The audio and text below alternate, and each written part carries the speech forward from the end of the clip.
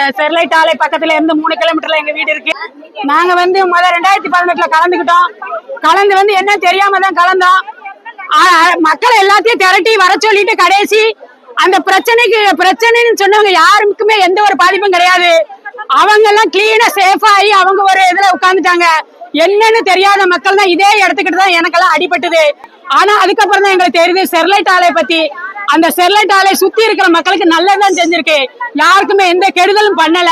தயவு செஞ்சு நாங்க இப்ப விசாரிச்சையில ஹாஸ்பிட்டலோ கோயிலோ ஒரு சுற்றி சுகாதாரம் எல்லாமே நல்லபடியா தான் நடந்துகிட்டு இருந்திருக்கு. எல்லாருமே தொழில் வேணும்னு வந்திருக்காங்க. தயவு செஞ்சு இந்த தூத்துக்குடியில பெரிய தொழில் இருக்கிறது நம்ம ஸ்டெர்லைட் ஆலை தான். அந்த தொழிலாளை கூடிய விரைவில் திறக்கணும். மக்கள்லாம் சந்தோஷமான மகிழணும்.